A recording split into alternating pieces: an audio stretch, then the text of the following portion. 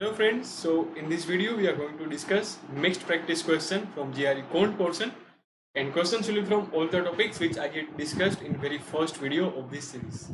So we are targeting 170 out of 170 marks, and before starting this video let me introduce myself. I am Poojan Davda. I am ex-IISc MTech Mechanical, and in GATE exam I have secured AR66 in mechanical paper. Here is very first question on screen. You can go through the question first.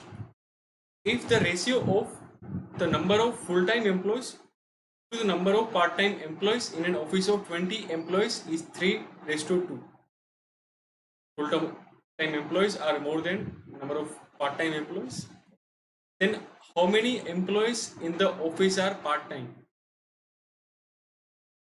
How many employees in the office are part-time? This question is of numerical entry type, so without options you have to solve the question and we have to enter the answer.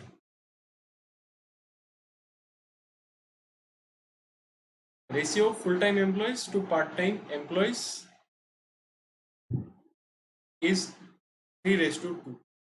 So if we assume full-time employees equals to 3x, right? If we assume full-time employees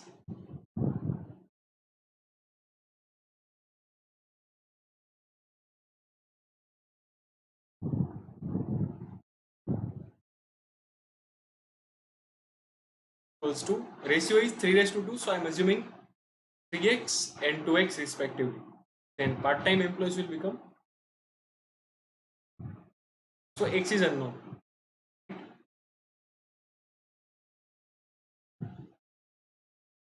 X is unknown, so we have to find value of x, and we know total 20 employees are there. What is total number of employees?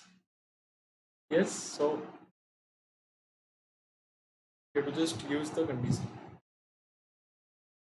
Is equals to 20, and in terms of x we can find total employees 3x plus 2x, that is 5x.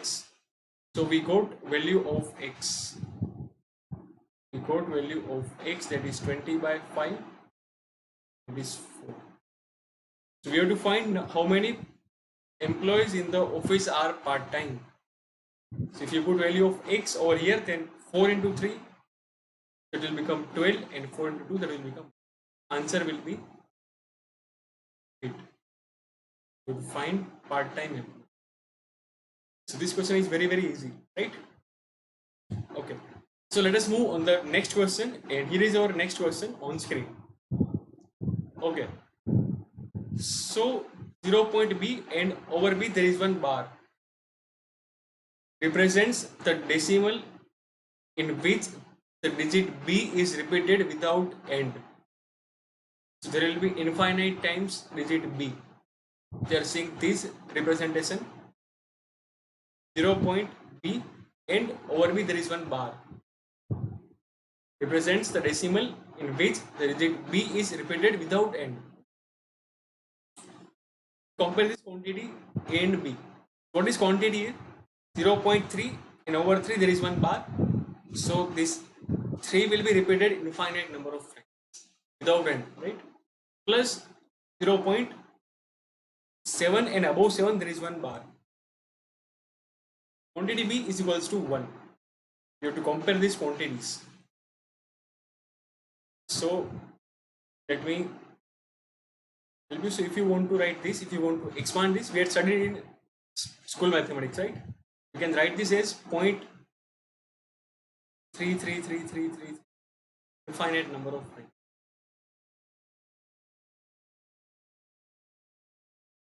And for this we can write 0.77777, infinite number.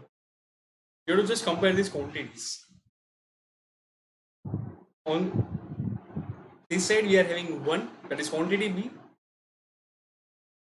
So if you add 0.3 plus 0.7, you simply add 0.3 plus 0.7, that will become 1, right? If you add 0.3 plus 0.7, that will become 1. But here you are adding these two values. So if you add this just at this value, then it is 1. But if you are adding these two terms, right? So adding this term plus this term, this will become greater than 1, right, due to the additional decimal places. So definitely we can say quantity A is greater than quantity B. Right, we can just use this to compare. This term 0.333333 is greater than 0.3 and 0.77777 is greater than 0.3. Here, correct answer in front of us. So guys, this question is interesting. It's also of numerical entry type question. The first term in a certain sequence is 1. For any certain sequence, first term is 1. The second term in the sequence is 2. Very good. And for all integers n greater than or equal to 3, the nth term in the sequence is the average of first n minus terms in the sequence. You want to find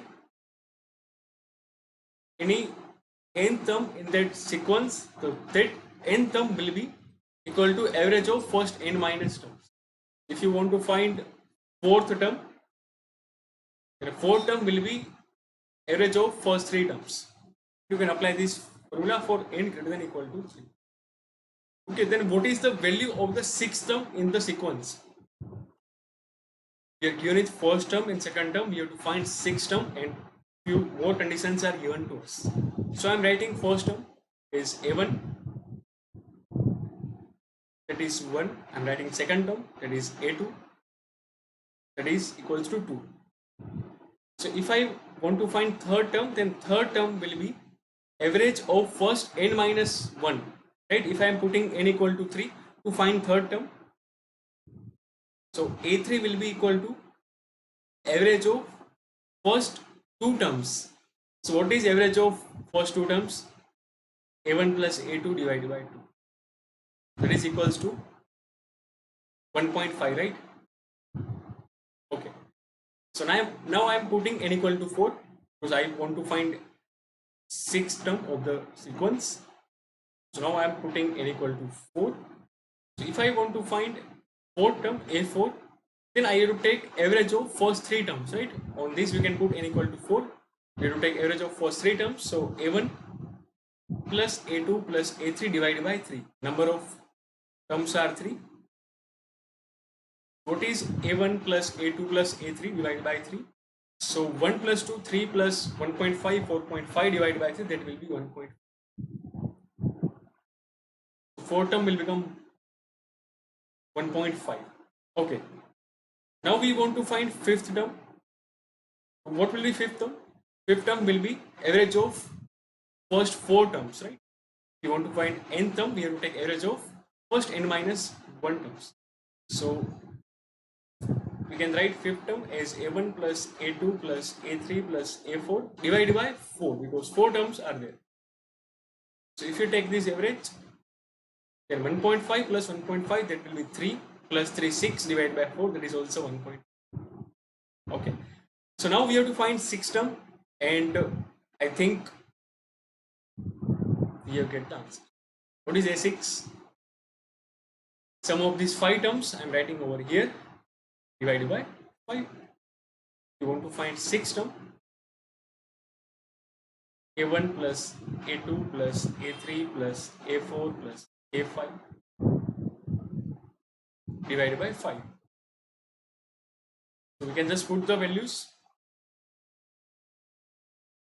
So 1.5 into 3, 4.5 plus 2, 6.5 plus 1, 7.5 divided by 5. So 7.5 divided by 5 will be 1.5. So our answer will be 1.5. So thank you guys for watching this video. Do like this video, do share this video with your friends. And we are having one more question. So you can see the question on screen and you can solve this question by your own, right? And you can comment answer of this question as well, right? You can simply comment answer of this question as well.